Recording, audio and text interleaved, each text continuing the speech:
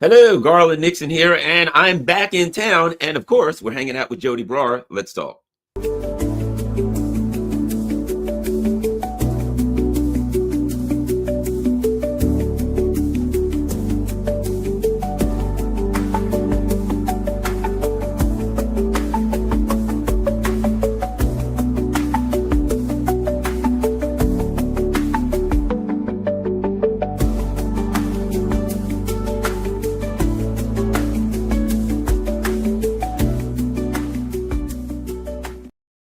Hello, Garland Nixon here. We're hanging out with Joti Brar on a Tuesday morning, and I'm back from 10 days in you would call it Western Russia, the western border of Russia, the eastern border of Ukraine. It was fantastic,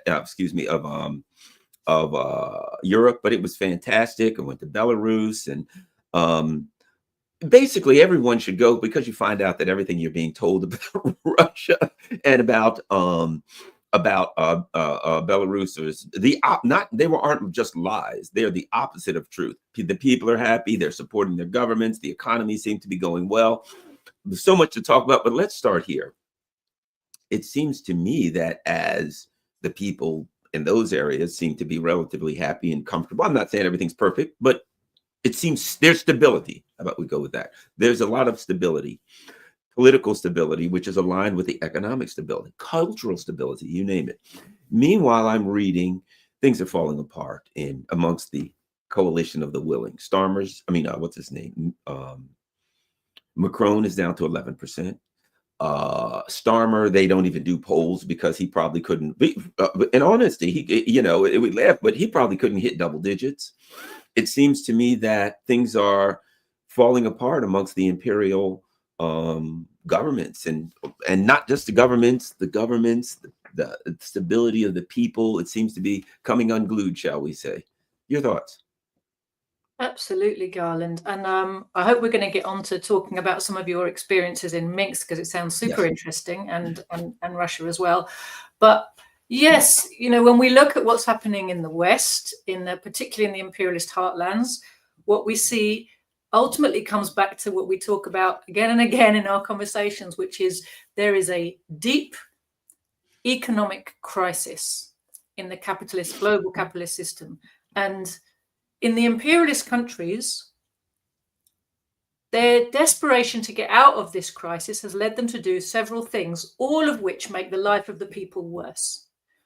One of them is drive to war. And when you drive to war, not only do you divert public spending from some areas of the economy to others, i.e. arms manufacture, you raid the treasury to do a lot of your spending, and again that means cuts in social areas, but also because they can't endlessly loot the treasury, one of the mechanisms they use to keep finding more money to fund these adventures abroad is money printing. And money printing is something they've been using continually to prop up a failing economy in a very concentrated form since 2008. And there have been big bursts of it. And then every time they talk about stopping doing it, something else, there's another downturn in the economy. And so they do more of it. 2020, during the COVID pandemic, they did lockdowns, not because they wanted to protect the health of the people, because if they'd have wanted to do that, they'd have done area-specific lockdowns much earlier. They actually did, in the words of Boris Johnson, let it rip through the population. But when the markets started to collapse, when the stock market was collapsing, then they brought in a lockdown to hide the fact that there was a massive bailout of the stock market. And they called it a bailout of the people, and they called it a health measure and all the rest of it, right? So that again was covered through money printing. There was a whole load of money printing, accelerated program of money printing through that period. And through the whole Ukraine war period, there's been a whole load of money printing to fund these endless subsidies to the arms industry, which is what standing with Ukraine means, endlessly subsidizing the arms industry, essentially, as far as the money flows are concerned. And all of that has led to rampant inflation. And it's inflation now that there's no way for the government to put a lid on. Official inflation figures go sort of up and down. But what ordinary workers notice is it keeps rising We have this thing called shrinkflation. I'm sure you have it in the States as well, right? It's a capitalist con trick, right, where they try and pretend to you the prices didn't go up by shrinking the size of the product they sell you for the same money. Right? So everything, and what's noticeable and what has been kind of shown again and again and again is it's the staple goods, the basic necessity goods and the cheapest end of basic necessity goods, which have gone up in price the most. So the poorest people suffer the worst inflation. Luxury goods have far less inflation, right? But the mass of the people are not consuming luxury goods, okay? The mass of the people are living off of, baked beans and, flour and rice and sugar and core staples, the cheapest toothpaste, the cheapest t-shirts, whatever. And these things are showing the most inflation, as are rents. Again, at the bottom end of the market, they're worse. House prices at the bottom end of the market, the inflation is worse, or the interest rates, what it does. So the whole thing, impacts disproportionately the poorest in our society. So this is a classic case where there's a crisis for the capitalist system, and the capitalists bring in various measures which pass the burden of the crisis onto the backs of the poorest. And of course, they're the ones who had nothing to do with making the crisis, right? But they bear the most disproportionately the brunt of it. So of course, while at the same time we're having, economic problems, and the longer the crisis goes on, the worse the economic problems become. And we have more and more bubbles, in asset prices and stock prices. And, especially we're seeing a massive AI bubble at the moment now, which is bound to burst, right? It's based on hyped valuations that don't reflect a future income stream. This is something we've seen again. It's a repeated symptom of the fact that capital is sloshing around the world without a productive way to invest itself. So asset prices balloon. And it's all a symptom of the crisis. It's all a symptom that knocks on to exacerbating inequality. But on the one hand, we're seeing, this economic crisis and how it leads to austerity and how it leads to inflation.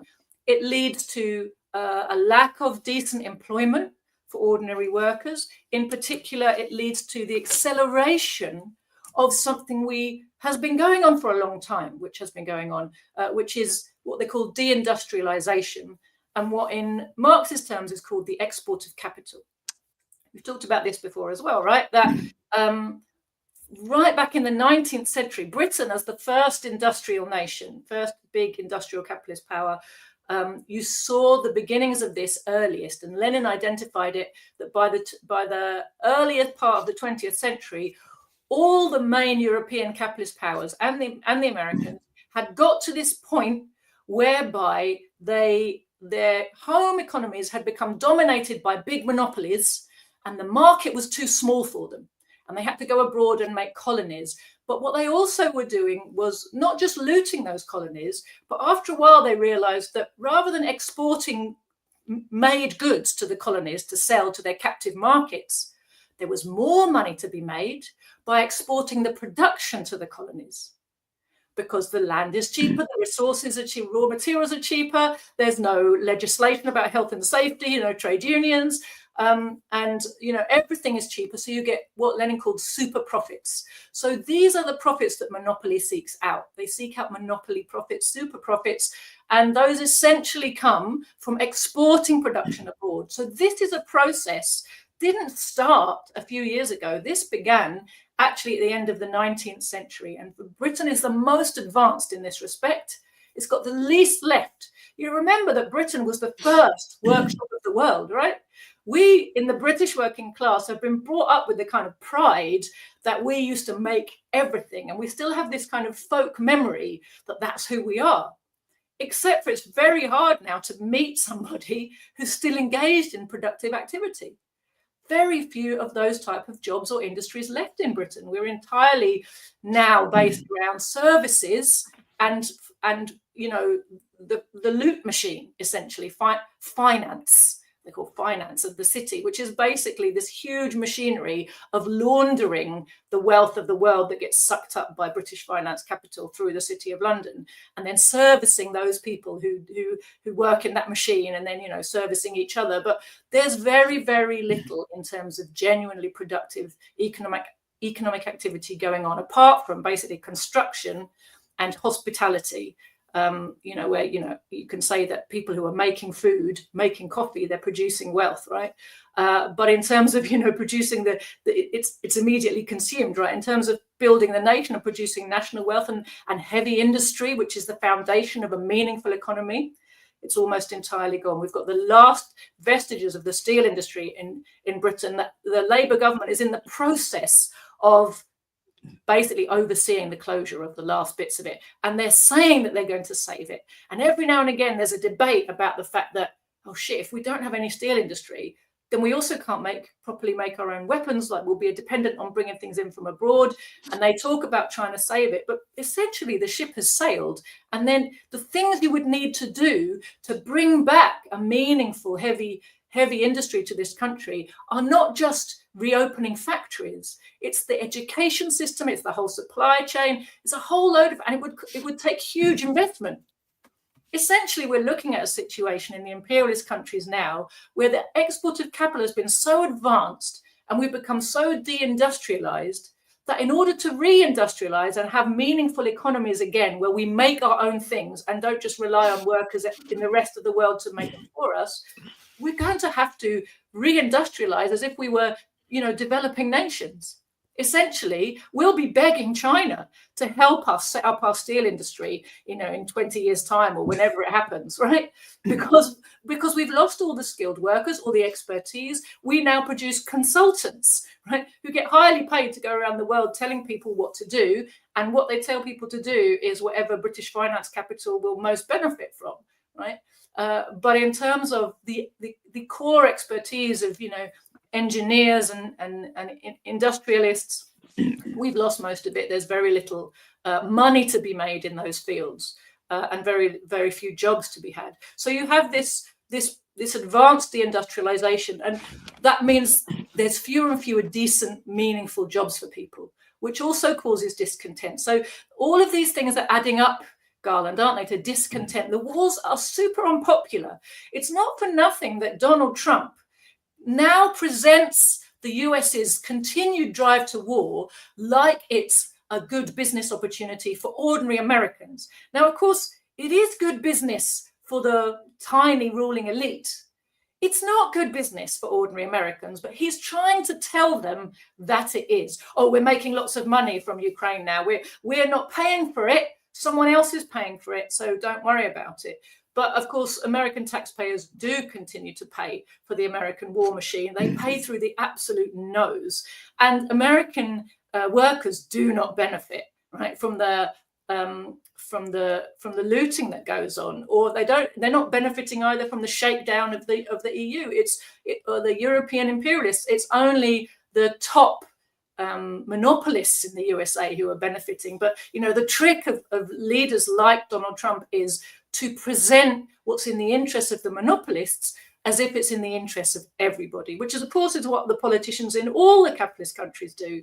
But Donald Trump has got a particular way of persuading large numbers of poor workers that he's somehow acting in their interests and that they should identify with the needs of finance capital, and that's what's going to put money in your pocket, which is the headline that every government press release likes to start with, isn't it? This is going to be good for us, it will put money in your pocket, which is the line that our government right now is using to sell us essentially going back into the EU without officially going back into the EU, right? They're busy making a deal with the EU commissioners of how we can have frictionless access to various markets and be part of various security agreements. And the EU is saying, well, if you want to be part of these things, which is like being in the EU, you should pay into the budget. And they're going, well, of course, we will do that on a case-by-case basis, as long as it makes business sense makes financial sense for British workers. And we'll make sure we're putting all the deals that we do are putting money in British people's pockets. I it's total rubbish, isn't it? They're picking our pockets left, right, and centre, and they will pick our pockets again to pay the EU so that the big business has access to the things it wants, and which it's never forgiven the British working class for trying to sever the link with the European Union and its, frictionless market.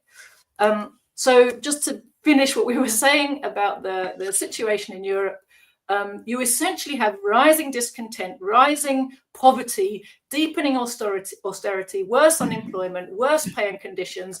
Everything's getting worse for workers. And so, as we've also talked about before, in every European country, and particularly the imperialist countries, where the shock to people in terms of the diminishment of their life conditions and expectations is very shocking culturally to people who after World War II expected things only to get better and had a considerable period where things really were materially better.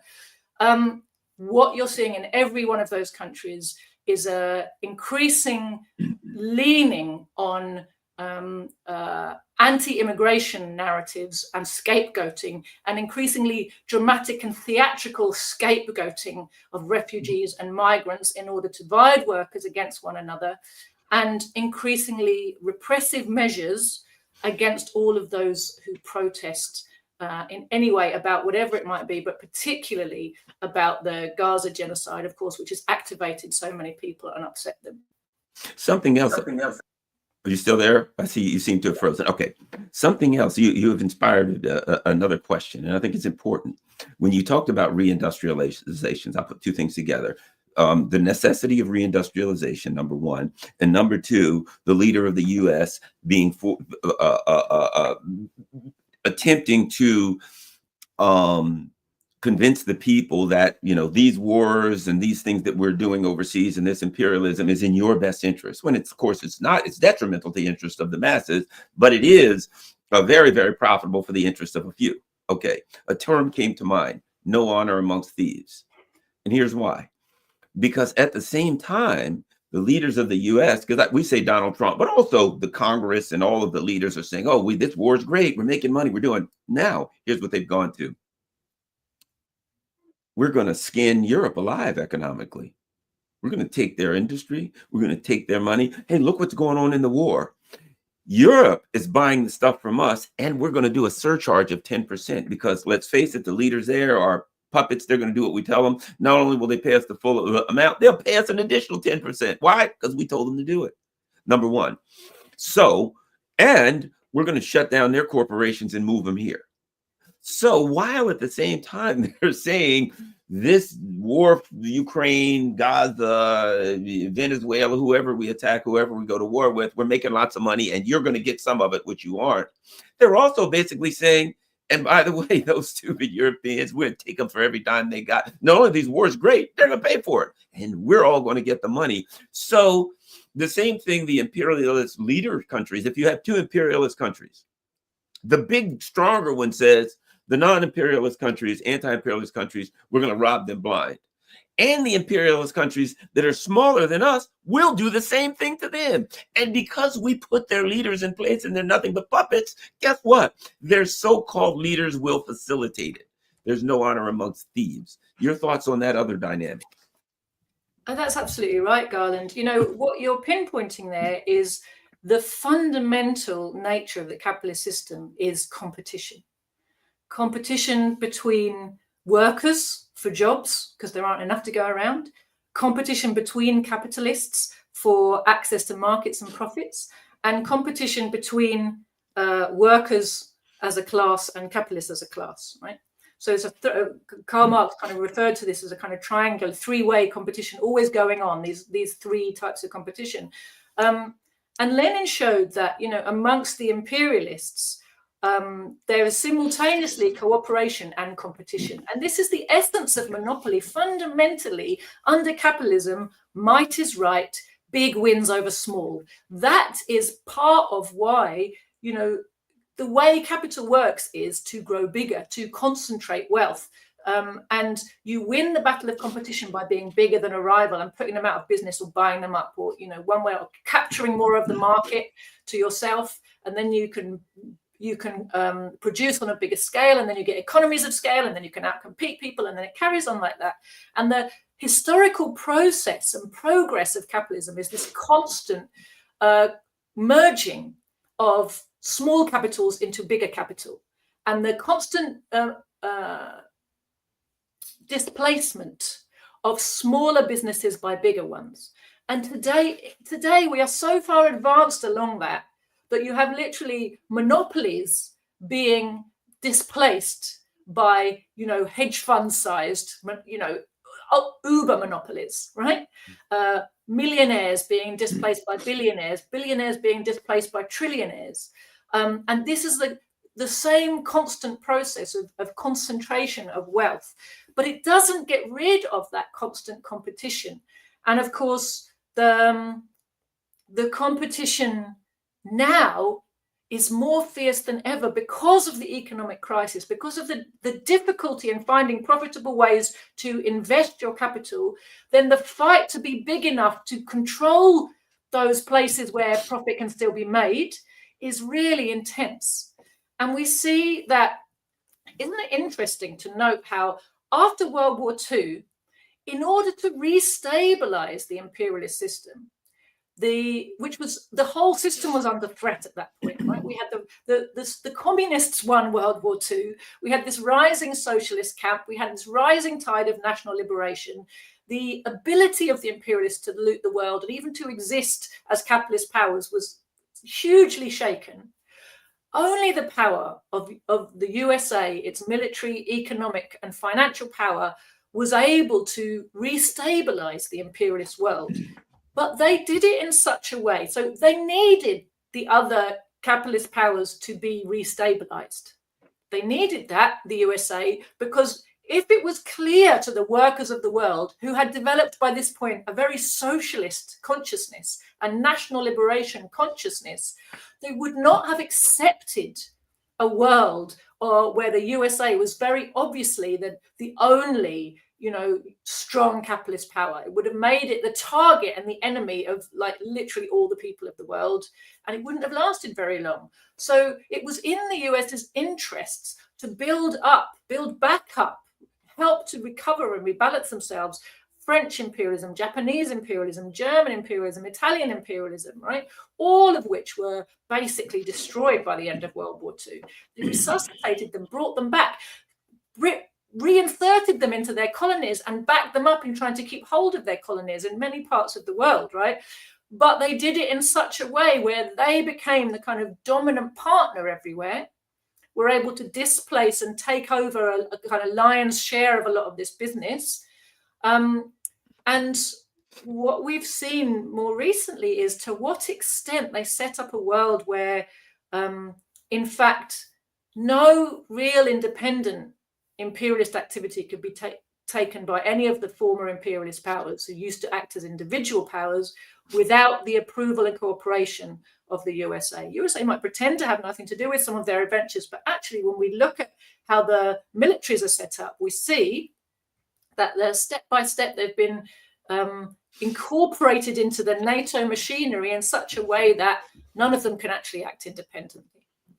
And I think that's a very important part of the picture we see, because the USA needed the world to look like it was a community of nations, and there was a multipolar democratic order, and it wasn't just the US in charge of everything. But as time has gone on, with the deepening of the crisis, what we see is that they're turning on their own allies, despite the fact that destabilizes the very system they set up, whose aim was to stabilize their system. So they're shooting themselves in the foot because the crisis is forcing them to it. It's not their first choice. It's a lot of people, for example, they'll look at something like Libya, the chaos in Libya, and say that chaos is what the US wants. No, the imperialists would prefer to have replaced the stable anti-imperialist government of Colonel Gaddafi with a stable proxy regime ruled over by somebody else on their behalf that would enable, nice, controlled looting. It's best for profits. They take chaos as better than what was there before, but it's not their aimed at outcome. It's what they end up with because they're not able to succeed precisely in their plans. They got so far and no further. And I think it's the same in this situation with turning on their European partners. I think genuinely they wouldn't have done it if they weren't in such a state economically themselves. They're so desperate for profits. And remember, the beginning of the Ukraine war, the plan wasn't bleed Europe. The plan was we're all going to have a bonanza together by bleeding Russia. It failed. I don't think people really understand the significance of that failure, Garland, what it has done to the imperialist machine, because all these years, look, how many years has it been now? 3 years? We're in 4 years. It started in 2022. February will be 2026, 4 years. 4 years of an incredibly expensive war that was only supposed to last a couple of months. That when they started the sanctions regime, they knew those sanctions would hurt them. They thought the hurt would be a few weeks. They thought short-term hurt, long-term gain. Long-term meaning, a couple of months' time, the Russians will all be out on the streets. Vladimir Putin's government will come down, and we'll go marching in, and we'll have a new, Boris Yeltsin type in the Kremlin. Happy days, we'll be looting away, and our economic problems for now will be solved. Instead, their economic problems have been exacerbated and multiplied through this period. And the crisis is getting worse and worse. And they're doing more and more money printing of a type that they were trying to slow down on, to shore up and try to hide from people the truth about what state their economy is actually in. They don't want the people to understand that the entire edifice of global capitalism is teetering over a crevasse, right? And could collapse from any number of shocks that are all quite likely. Right? You can have a meltdown in any corner of the economy that could set off a domino chain effect. So they're trying to hide that. They try to hide it with all their money printing. Of course, the money printing slows down the impact and makes it harder for people to realize what's going on. But ultimately, it has a huge impact on people's lives and increases the level of social tension and discontent. Hence the responses we were talking about earlier. I feel like I was saying a different thing. What was I on about? Well, I was talking about the kind of the headline of this particular part was "No Honor Amongst Thieves," about bigger U.S. robbing. So this is how capitalism fundamentally works. The big always eat the small. The whole point of becoming a monopoly is to be able to dominate and control markets and stay and put your rivals out of business, when you need to, and expand at the expense of others. And in the situation that the US has got itself into, or the imperialists have got themselves into with their failure in Ukraine, with the backfiring of their sanctions, the backfiring of their war effort, they're spending and not getting back on their investment. Now they're all looking for, but, there's a whole load of big corporations that will go down if they don't get a payday, right? So in order to try to save US monopoly capital, then they're increasingly, the US is having to, attack monopoly capitalists in France, in Britain, in Italy, in Germany, in Japan. And it's not their preferred option, is basically what I was trying to say. It's where they have ended up because of the crisis. And what we're also seeing is that for now, and it seems like it may be in perpetuity, only time will tell, there is not really a way for the imperialists of Europe to break out of this scenario, because they allowed their militaries to be turned into adjuncts to the US military. And fundamentally, finance capital's power only exists, the power to loot the world with your money only exists so long as you've got an army to back up your finance, the power of your finance, right? And now that the backstop army for all the imperialist powers now, for France, for Britain, wherever they are in the world, is the US army. Now, what is interesting, and I think we should never lose sight of the fact that it's clear that Paris, and especially London, still have significant influence in Washington. There's a lot goes on in Washington between different camps. When different camps in the America are arguing with one another, it's very clear that some of those are very heavily aligned with the interests of Europe, especially of Britain. That relationship, that special relationship is real. It's very deep. It goes back a long way in history. British finance capital is so big and so strong and so kind of permeated into American finance capital that it can be very hard to see where the dividing line is a lot of the time. And it's very clear that while, very often some section of US monopolists will come to the conclusion that such and such war is no longer a good idea and be looking for the way out. And then another section, heavily connected to London, will turn the ship back around, right? And you see this again and again and again happening. And this is not just, some people from London came along and had a chat. The politicians all act in the interests of monopoly financiers, and the monopoly financiers themselves, you can really see that the British and American ones are very heavily interlinked, and particularly with the war machine section of US finance capital, you can really see that the British are everywhere. And, one example of how worldwide British finance capital still is that, we in Britain are given the impression that it's only the Americans, the US, that talks about Latin America like it's its backyard, and the British are hands off with that because it's far away from their sphere of influence. But actually, if you look closely, I was at a meeting last Saturday about Venezuela, and we were told a story about a big British monopolist, landowner, that was displaced during the Chavez period, owned huge number of acres of land in Venezuela. And this lady talked about being in Harrods and seeing Venezuelan beef and Venezuelan mangoes on sale. And they were the product of this estate. I forget the name of the family or the company that owns it. Big British landholding. And the Maduro government is still paying those people compensation for the fact that the Chavez government took over and nationalized that land. Likewise in Colombia, which is, basically a part of the same nation, isn't it? As we're now all realizing, those of us who didn't know it before. But Colombia, which has been the US's kind of aircraft carrier in that part of Latin America for a long time,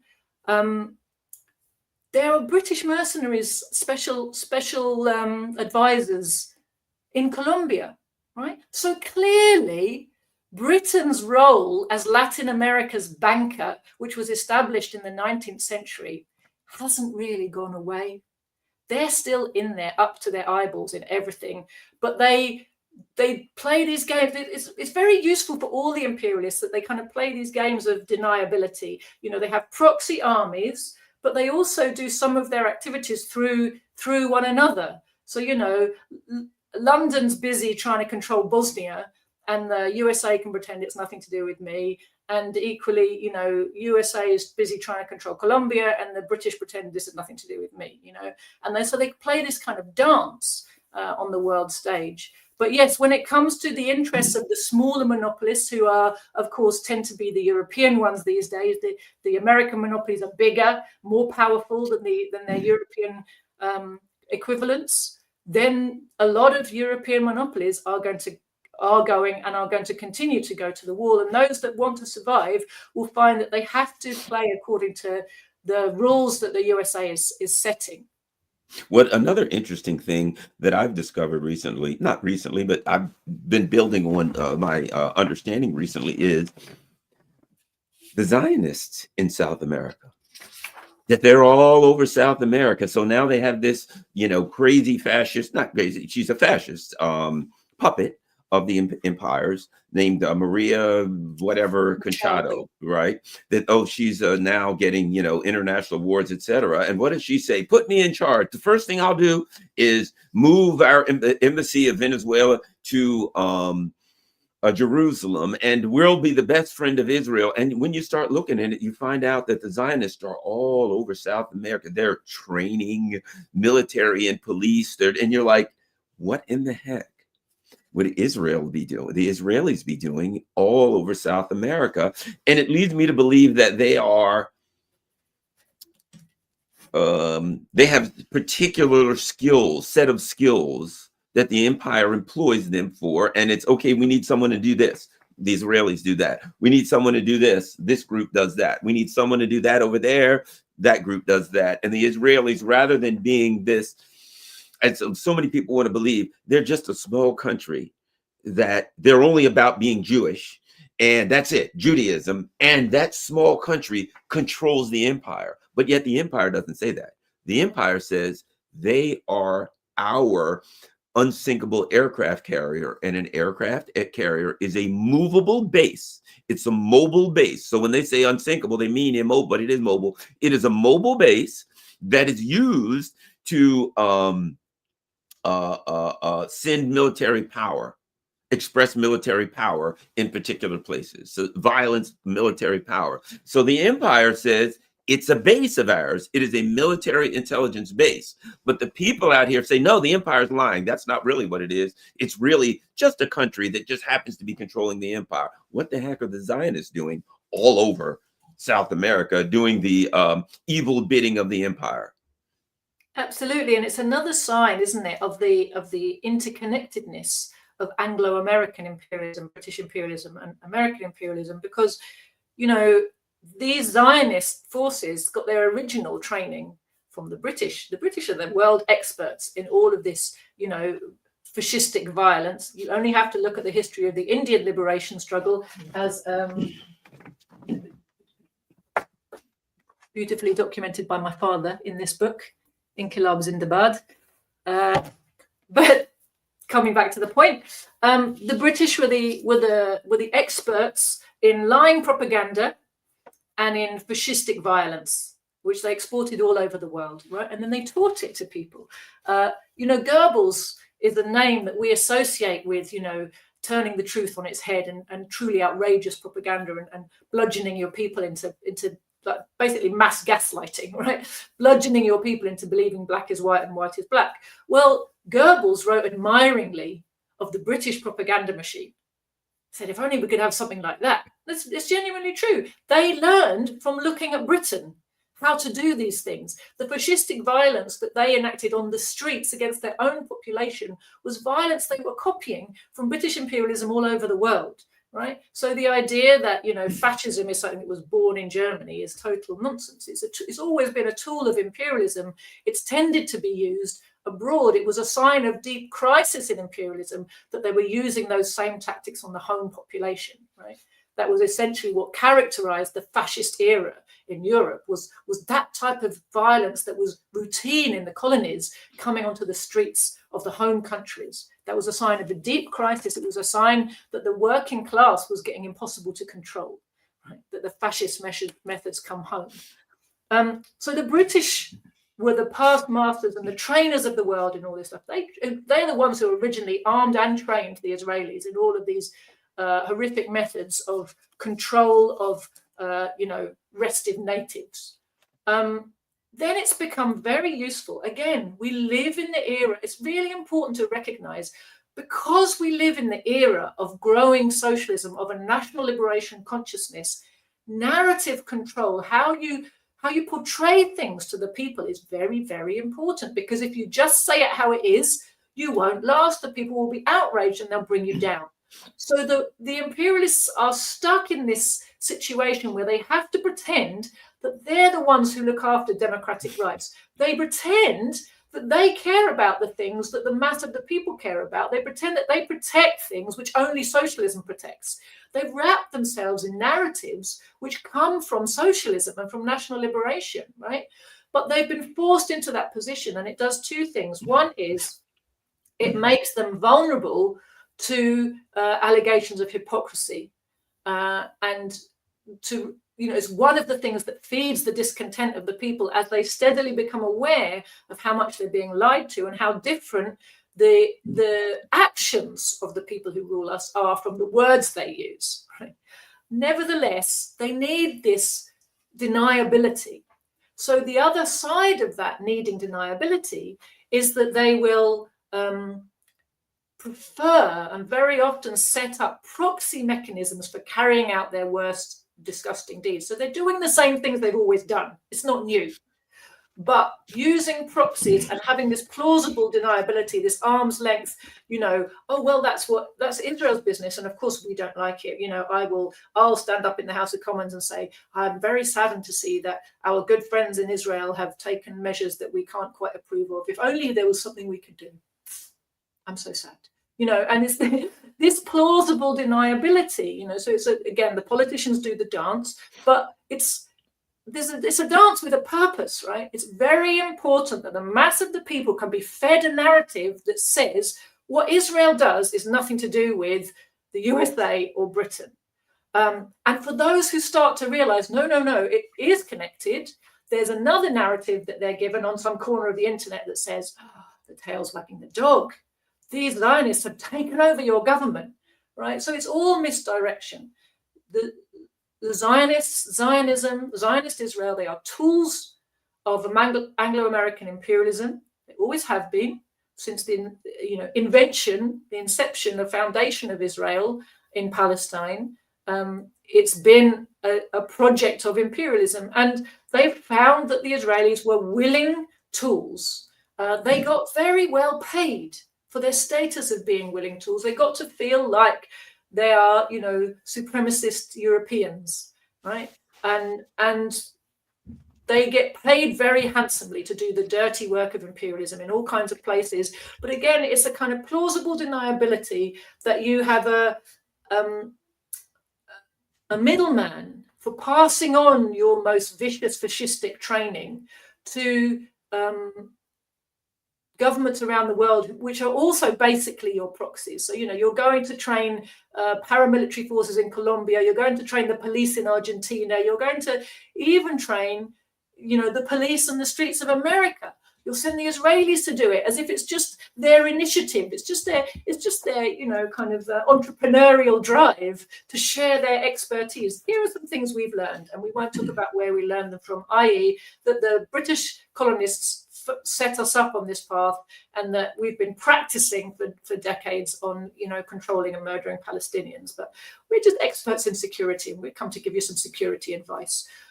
So yes, that's how they set that whole system up. But it's worth noting that the connection between Israel and British imperialism is not just a historic one. And it's not even just that, say, we've talked before about the fact that British imperialism is participating directly now in the genocide with, for example, RAF overflights and all the rest of it. And I'm no doubt there will be special advisors in Gaza helping them to run their operations room.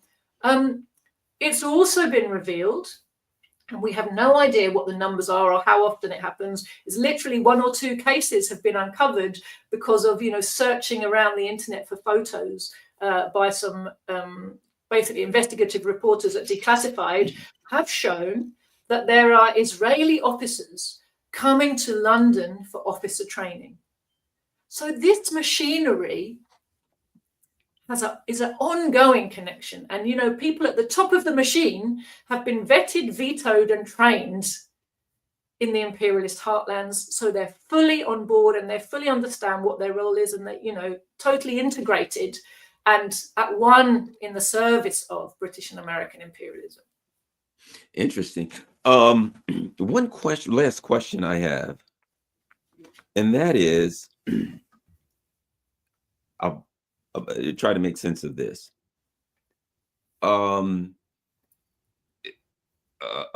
AI, right? And I'm going somewhere with this.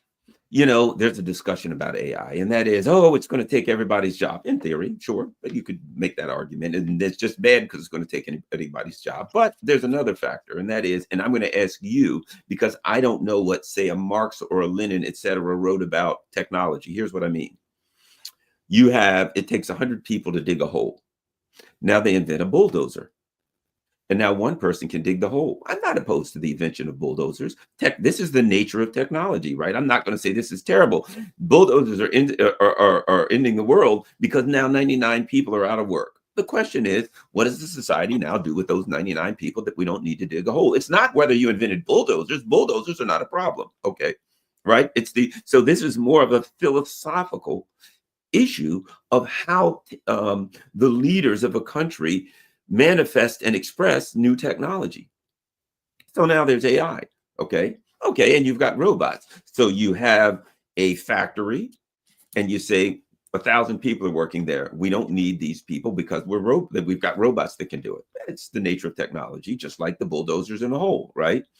And you've got AI to run it. We don't even need people. So we can turn this thing on. It can create sweaters, ties, whatever it is, and you don't need people. The issue is not that. It's what does the society to do with those people, right? So now those who are screaming AI is going to destroy everything and AI is going to take our job, that's no different than the invention of the bulldozer. This is all the same thing. It's not that I'm, oh my God, scared of AI. Now, could it be used, put in charge of our nuclear weapons? And we're looking at, like the Terminator movie. Those are different questions that are valid questions that should be asked. But from the perspective of new technology, be it the invention of the wheel, the shovel, the bulldozer, the robot, the AI, they're all the same thing. I haven't studied Marx and Lenin like you have, so I don't know how they, and I'm curious, because you're here and I want to learn this stuff from you. What did Marx and Lenin say about technology? Because to me, you put Garland, you're the emperor of the country. I'd say, okay, those 1,000 people don't have a job anymore. No, great. Well, good. They can read. They can become concert pianists and artists. They can spend more time with their family, and we'll find something. They can clean the streets, and we'll pay them the same. I say we can find productive things for those people to do, and their lives can be enhanced, and society can be enhanced, rather than we throw them on the streets and let them all starve and die. At any rate, you see where I'm going. Technology, AI is just a new technology. What did Marx, Lenin, and other great Marxist minds say about this particular issue?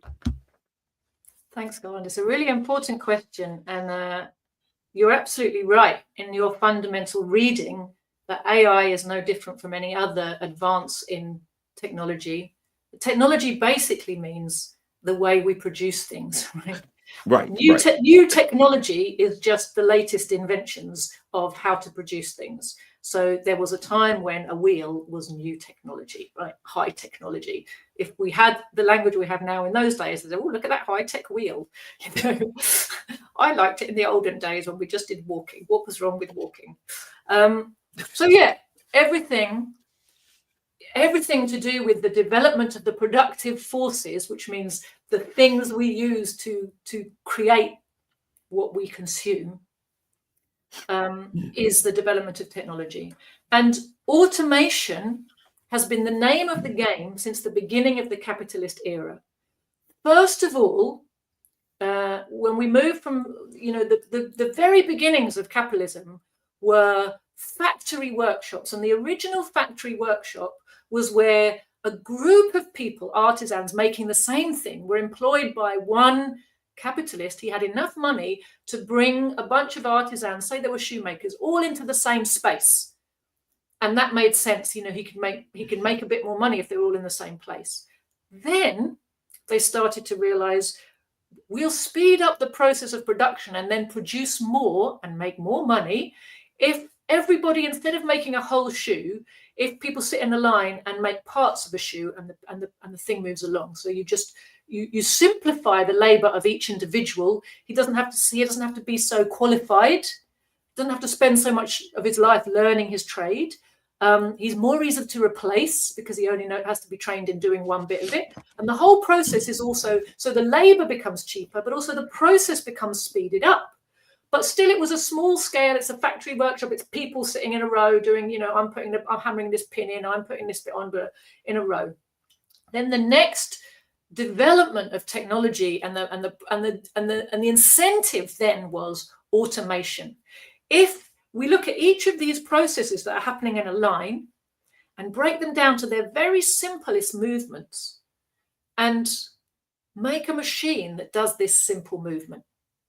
So the early industrial machines just did one very simple movement. And then gradually you had machines that were doing a process of, an assimilation of movements in a row, right? But it was, first of all, you break down making something into very simple tasks, and you break those down further into very simple movements, and then you find ways to automate those, and then you gradually put it back together again. And it was applying the laws of physics that people were, that was the real incentive, Garland, for discovering all these laws of physics and chemistry. It was to apply them to production.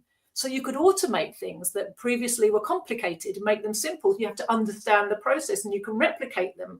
If you work out how levers work, you can build a machine that kind of does this, right? And then it turns out that can be instead of a person doing this. And, so you build up these capabilities. So I'm just kind of giving this picture to show this is the gradual development of industry. Industry, as we know it, means the application of machinery to automate processes that were previously done by hand.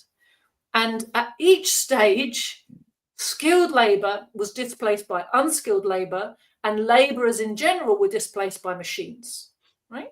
Because now the person needed to manage the machine doesn't have to be able to do all the things the machine can do. They just have to be able to turn the machine on and off. And of course, you have a different class of people required to design the machines and repair the machines and take care of the machines. But the machine attendant can be doing something very, very boring, like, just kind of picking up bits of wool off the floor or pressing buttons on and off, or, just waiting for something to go wrong, turn the machine off, fix it, put it back on again, that type of thing, right? So the capitalists, in a capitalist system, this constant throwing of labor out of work benefits the capitalists because they, as individual capitalists, are able, the person who gets an advanced technology first can undercut their rivals. They can produce more for cheaper, and that enables them to steal market share and put rivals out of business. Then other people catch up. And what happens is, because other people have caught up to the same level of technology, the general price of consuming that product has gone, the general cost of producing that product has gone down. But the amount that's being regularly produced now has massively gone up, right? So now you need a bigger market to sell all that stuff to. Right, and this is the process of industrialization and development of technology in the industrial era. So AI, robots, they're just a further development of the same thing. It's all tools for automation of human-done tasks. And there's no particular Chinese wall limit to where automation should or shouldn't stop. It's literally, if a task is repetitive and you can find a way to automate it using computer power or robots, why not, right? Now, what it really shows us very glaringly is the problem with capitalism. Because under capitalism, this tendency to constantly automate means that there's fewer and fewer proper jobs for people and more poverty amongst the workers, while the rich are getting richer and richer. But you change the system. If we're no longer producing for profit, automation suddenly becomes a huge boon to humanity. Because what does it mean? If you can automate and you can produce on a massive scale very cheaply, what does that actually mean? It means that we have the capability, and Marx pinpointed this with the level of automation and industrial power they had 150 years ago. It was already the case. So think how much more it's the case now, that the machinery and the technology that's available to humanity, if you put it in the hands of humanity without the need for an exploiting class to make profit out of its activity, and you just say, use these machines to plan production and produce what everybody needs, what's going to be the result? The result is we work short days and we have plenty of everything that we need. And we have a much more civilized life. The amount that we have to work compared to the amount of leisure time is totally shifted. Everybody can be engaged in productive, useful labor that society has decided needs doing. But all the boring tasks, all the back-breaking tasks, I mean, I've seen in North Korea and China, robots picking lettuces. That's brilliant. Picking lettuces is back-breaking work. That doesn't mean there's not other work that we don't want humans to be involved in. But why force humans to do repetitively back-breaking labor that, you know, puts a strain on one part of the body and, you know, bores you to tears, if that can be automated? The problem with displacing human labor into capitalism is they're not automatically given something more useful and interesting to do. And what you pinpointed there is, and it's not about who's leading the society as an individual, it's about the system that's operating within that society, whether a use can be found for people or not, and whether the benefits of automation are shared or not. Right now, you know, the prospect of AI in countries where most of us are doing service or office-based jobs, the prospect of AI taking over a whole load of repetitive desk work is terrifying for a lot of people, because desk work is all that's been left to them, right? You know, but it's not the technology that's the problem. It's the system that's the problem, and it's always the same. It's like with is a knife used to chop an apple or stab a person? It's not the knife that's the problem. It's the context in which the knife is being used. So we always have to bear that in mind when it comes to technology. I can become very Luddite in these days regarding social media, for example. You know, I hate what it's done to our lives, to our children, to our minds. But that's not to say that little digital devices couldn't be brilliant if they were designed in a way that was human-centered and to benefit society. What right now, all the design is anti-human, right? That's not inbuilt into those technologies. It's the way in which, you know, those apps and the ecosystems has been developed in the interests of monopoly capital. They've developed an attention economy which wants us to be addicted and to capture our attention, and that destroys our quality of life. It makes us anxious. It does a whole load of, you know, knock-on consequences for our life, our society. It wants to capture our children young, right? So we have addicted young people with, you know, inability to concentrate, massive anxiety, all these problems. But it's not that it's wrong to have computers. It starts to feel that way, doesn't it? The bloody computers, bloody technology, bloody phones. I'll throw it all out the window if I could. It's the system and the motivations for the people who've been developing it and the way it's being used, which is the problem. Well, thank you very much, Joti Brar. Well, this was perfect. This was excellent. Had a great conversation, and it inspired a lot more questions. So we're going to have to get back together soon and talk again. Tell everyone where they can find your stuff and about your website and your recommendations. Thank you, Garland. So you can see my name down there. I have a Telegram channel, Joti Brar, and my party has a Telegram channel, The Communists, with an S. You can find our website there as well, thecommunists.org. Where you will find our education program, very important. If you're in Britain, do join up as a supporter and join in with our study classes. And Proletarian TV is our channel on YouTube, where you can find lots and lots of good speeches and presentations. Thanks. Thank you very much, everyone. That's Joti Brar, and we'll be back with her generally weekly. Generally, we try to get her on Tuesday mornings, but of course, she's very busy and in demand, so we don't make every Tuesday morning, but we do all the ones that we can. Thanks to everyone out there at Patreon and my Patreon people that make this happen. You certainly see there are numerous ways that you can donate, and don't forget, I have my somewhere someone just sent me another book. I don't know what it is. Interesting book. People are I've got my PO box there, and people send me a lot of stuff there. You know, they do donations, but they do magazines and books. And I got a book. I don't know anything about it. It's called The Great Taking by Peter Webb, by David Rogers Webb. The Taking of Collateral, the Endgame of the Current Globally Synchronous Debt Accumulation Super Cycle. It's going to be interesting to read this. But at any rate, so there's my P.O. Box, Bill Peterson stuff there. And the most important thing that everyone can do, since, the mainstream media is out there misinforming us, and we're all trying to learn together on social media, the important thing that you can do is share this on all your social media platforms. Thank you very much. We're out.